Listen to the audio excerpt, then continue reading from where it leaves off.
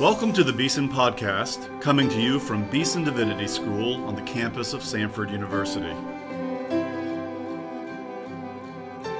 Welcome to the Beeson Podcast. I'm Mark Gignilliat, and I oversee Beeson's newly minted PhD in theology for the church. And I'm joined today by two friends of mine, Buck Poole and Ryan Martin.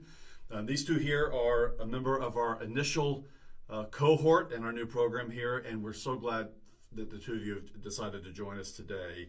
So I'm going to just toss you some questions. We're going to try to get a sense of what our program is about, and you all will give us an insider balls perspective on what we're doing. Sure. So before we start, though, just give me a sense of who you all are in terms of your vocation and maybe something about your family life as well. You want me to start? Yeah, go for it, Ryan. All right. Yeah, I'm Ryan Martin, and I lead an online school for Greek and Hebrew called Kairos Classroom. We teach Greek and Hebrew classes largely to lay people that are not kind of in a seminary type environment, but also serving seminaries and universities as well, like Beeson. We've been able to teach some classes to help Beeson students as well. So I wake up in the morning and teach Greek, and I love it. Married to Aubrey for 14 years. Yes. And we have two little boys. Micah's 5 and Hezekiah's 3.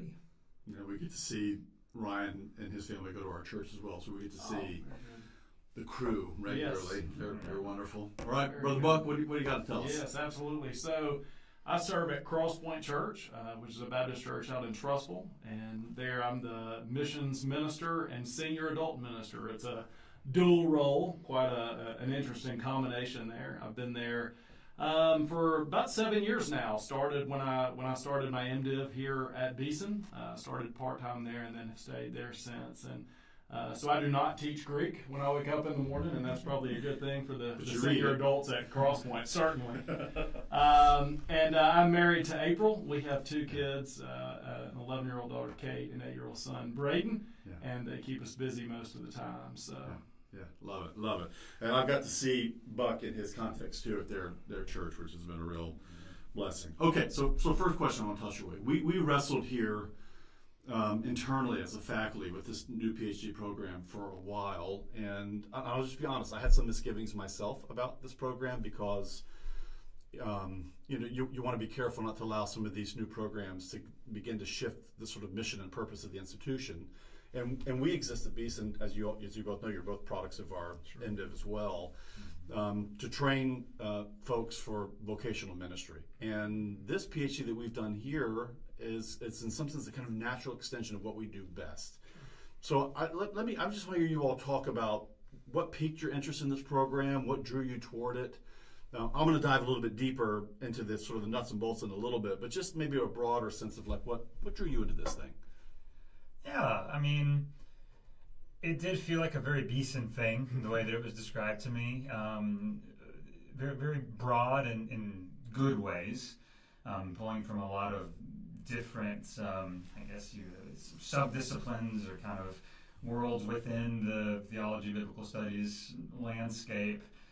I really liked that our seminars, regardless of kind of what our main project is or what our research is in, everybody takes an Old Testament seminar, a New Testament seminar, and these history and doctrine seminars. So I knew whatever I was working on, that I would have voices from kind of all over that landscape, kind of pressuring my project in really positive ways. But also, I mean, to the kind of ecclesial bent of what you're speaking, I mean, I think y'all want us to do research that's useful for the church, useful for God's people. And that would be kind of an influence on our decision-making and really what things to chase and to think through what we want to do. And I think that was, those two things together, both the breadth and kind of the grounded in the church nature of things, were really appealing to me. Yeah, that's great. Thanks, Ryan.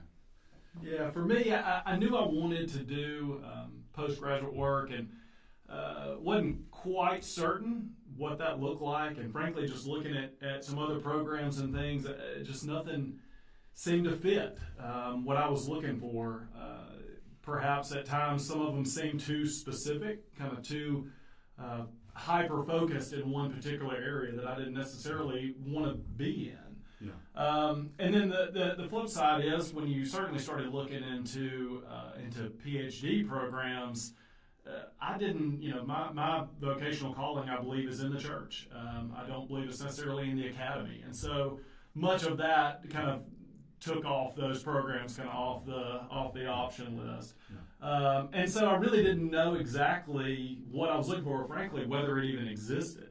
And then, like manna from heaven, Beeson just drops this program. No, in all honesty, as the program was rolled out, and I began to read the description of what we were hoping to accomplish here, it was new, and it was meeting all of those things that I was looking for. In some ways, I've told my wife, in some ways it was almost like it was built for us, or for what we were looking for. From an institution that I know and love, so it's been a beautiful thing. That's great, and we probably got the cart a little bit before the horse. So we're playing inside this pool now. But for those that don't know anything about this program, what we're trying to do, it is a bit different. I mean, in the sense of the way in which we've organized our curriculum, and then the ways in which we've also organized our research seminars, which we now have officially called the Commons. So if I were to ask you, like, just give us your elevator 30-second, minute, 2-minute, whatever it is, but like try to explain to people, like, what is our curriculum here? What are we trying to do? And then I'll have some more questions about that as well. You go first. Yeah, absolutely. I mean, I think we're doing here what Beeson does well. We're not. Beeson was explained to me one time as not trying to force you to know how to land the plane, but to teach you somewhat how it's always been flown in the history of the church. And I've been here 20 years. I've never heard that. Really? That's fantastic. I need to write it down. Write that down. So not how to land it, but how it's been flown. Right. Okay. And I think that's and hopefully not to crash it. And hopefully not to crash it. That is certainly a goal. So I think that's what we're trying to accomplish here on a different level of depth, of understanding how the Bible has been read, how it's been applied, how it's been used over the history of the church in ways that some have been good, some have not been so good, but giving us these tools to work with that can be useful. Yeah. You want to piggyback on that, Ryan? Man, I don't know that I have much to add. I mean, I think sometimes I feel like I'm having my cake and eating it too, in terms of just academic excellence, but also grounded in the life and ministry of the church and in kind of the practical concerns of people following Jesus. It really, I feel like I'm benefiting from both of those approaches and in all the best ways. Yeah, and again, what makes what we're doing here, at least on the curricular level, a little distinct is normally if you do it sort of traditional PhD, you hop into your academic discipline right from the get-go, at least at some level, and you tend to be focused within a narrow stream of research. And here, we require all of y'all coming in as a cohort, and we really do think of you as a kind of cohort model. So you're coming into this together. There's 7 in your incoming cohort, and you'll take a shared set of courses together. And these aren't meant to be coverage classes. They're meant to be kind of high-level PhD research seminar-style courses. You've done one on Old Testament already. You've done one on New Testament. You're about to do your first history and doctrine.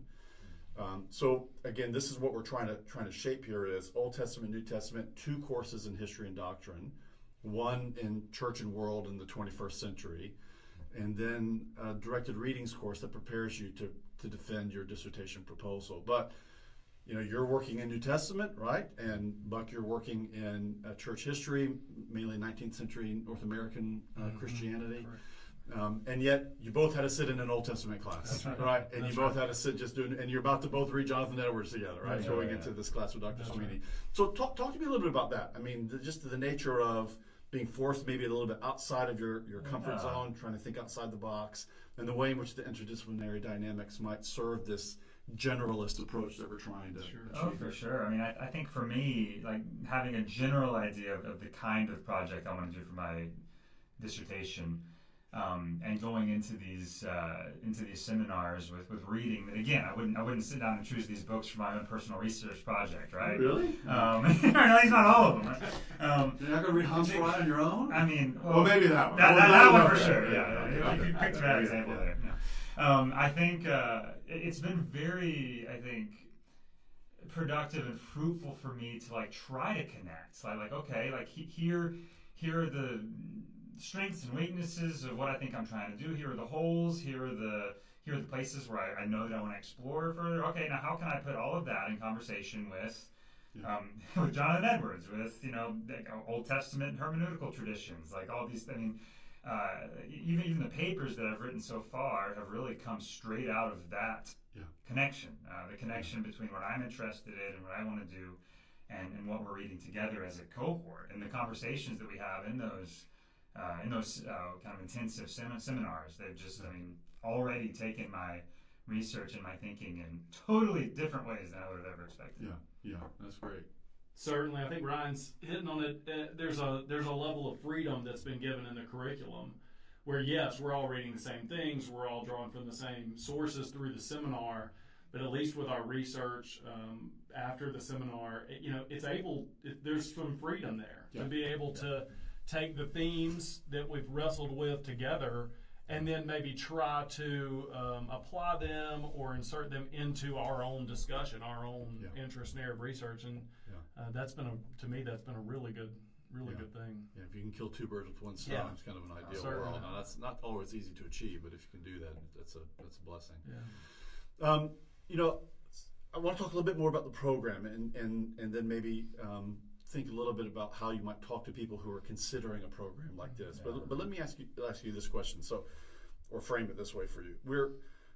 Some people might look at a PhD in theology for the church. It's clunky, and maybe we'll do better at some point. But that's what we got, as a kind of maybe hyperinflated doctor of ministry. Not to any way denigrate that degree, and yet at the same time, it's not necessarily a kind of specialized traditional PhD either.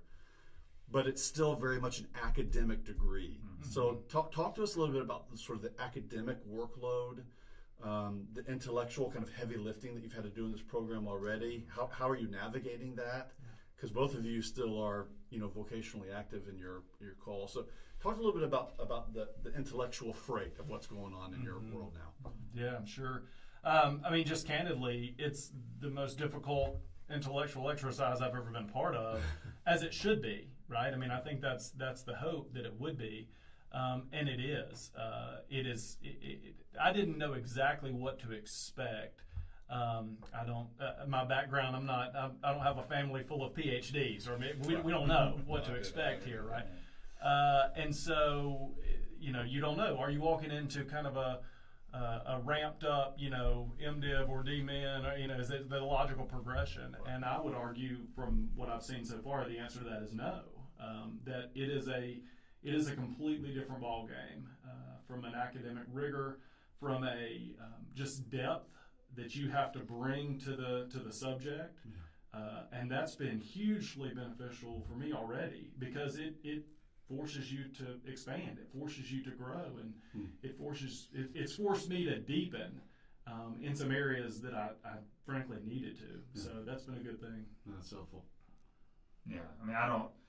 I've never gotten a DMin, but this is not what I would imagine that was like. I think the level, just the kinds of sources that we're engaging, and the kinds of ways that we're being asked to write and think, are what I would imagine would be typical for PhD programs across the field.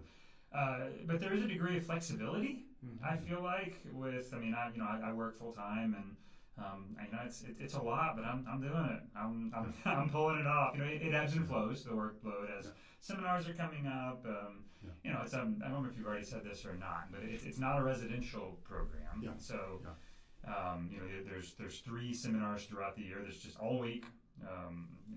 All day for a week. Yeah. So say a little bit more, because that might be helpful for people who are kind of learning about this. So during these first 2 years, kind of before we're full time on the dissertation, we meet 3 times a year for 1 week, all day.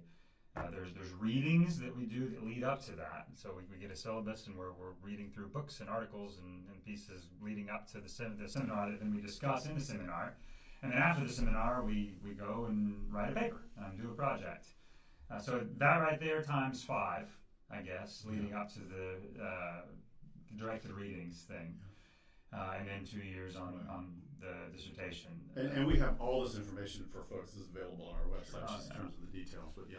But it's been, it's been doable. I mean, I feel like the type of mentoring, coaching, direction I've been getting is just the highest level of like we're learning how to engage in the guild, and we're learning how to write well, to research and read well, and to engage the right sources and think through these things. But at the same time, the nature of the freedom that we have, which I think you used that word earlier, Buck. Yeah, the freedom that we have to kind of work with our own work schedules and life.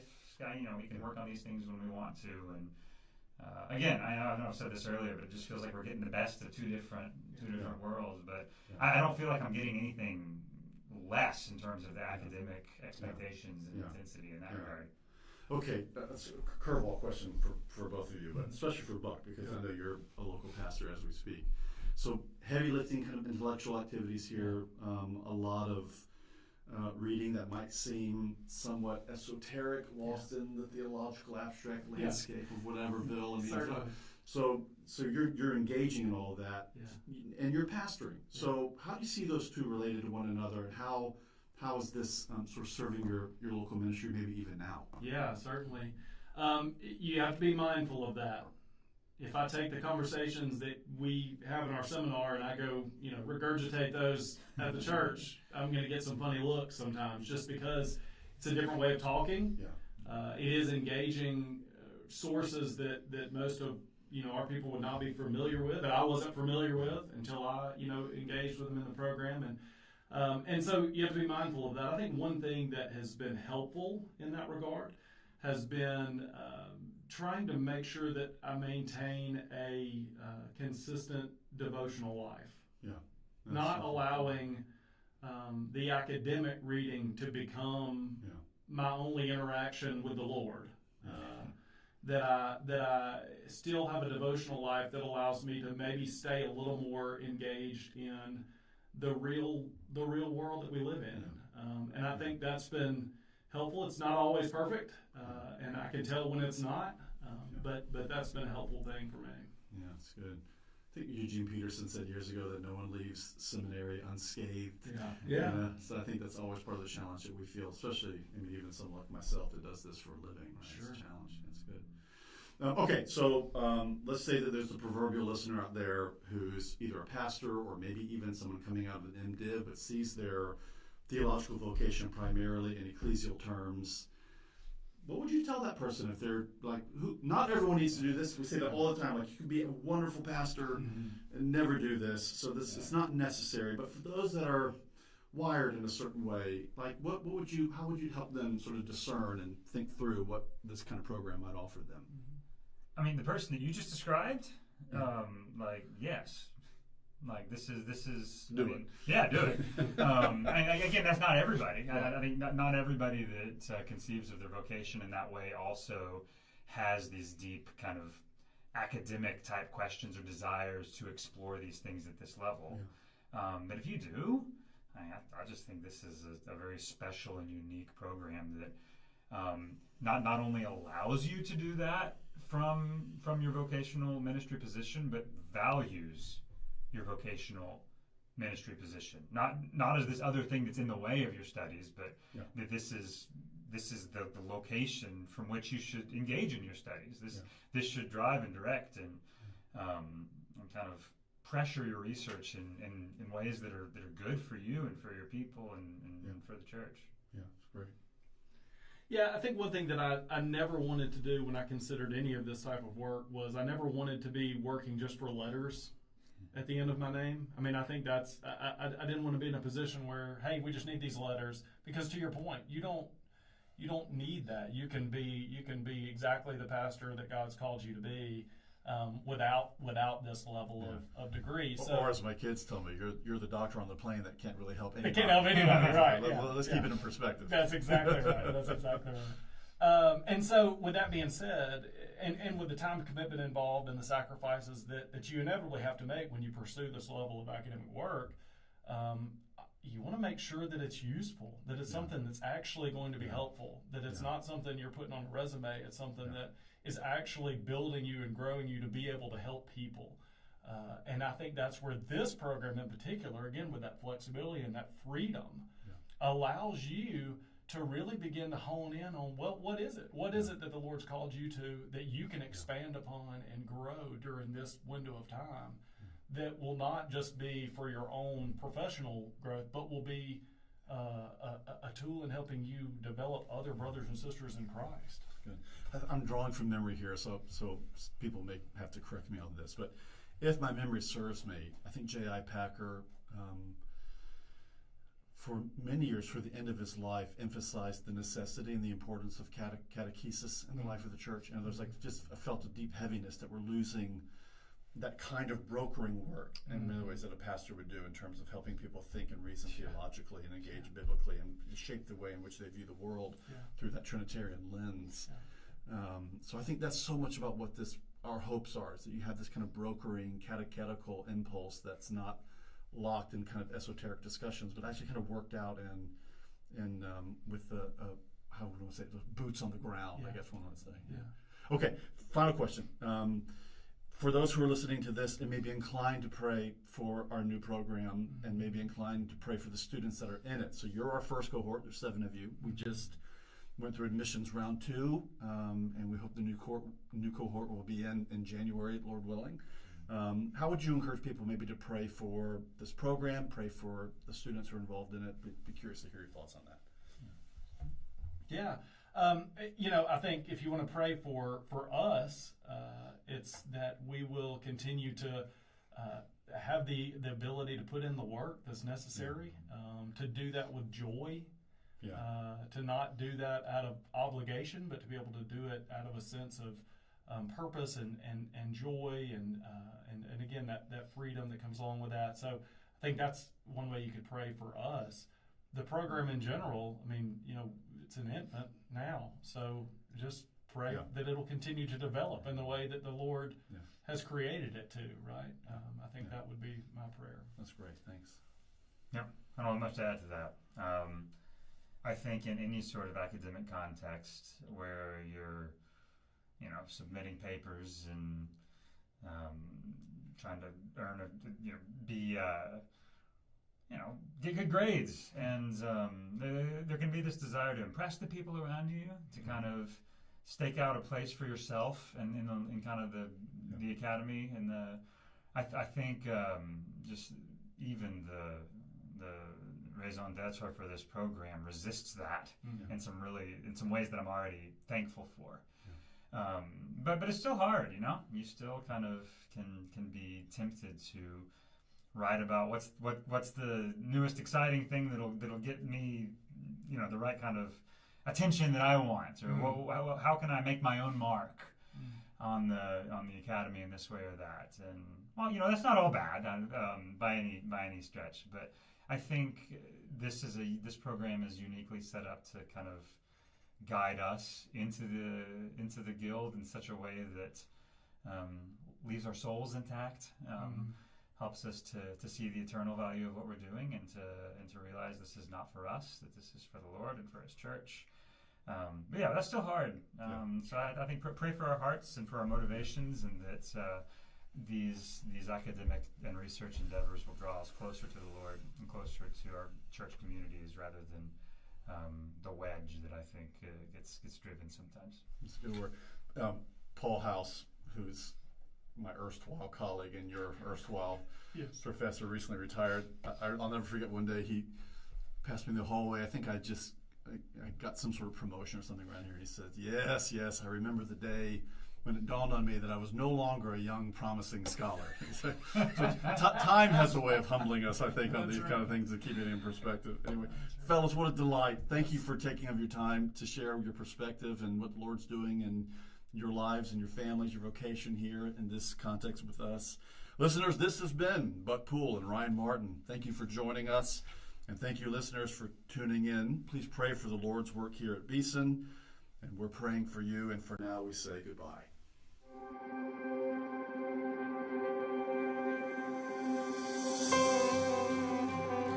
You've been listening to the Beeson Podcast, coming to you from the campus of Samford University. Our theme music is by Advent Birmingham. Our announcer is Mark Gignilliat. Our engineer is Rob Willis. Our producer is Neil Embry. And our show host is Doug Sweeney. For more episodes and to subscribe, visit beesondivinity.com/podcast. You can also find the Beeson Podcast on iTunes, YouTube, and Spotify.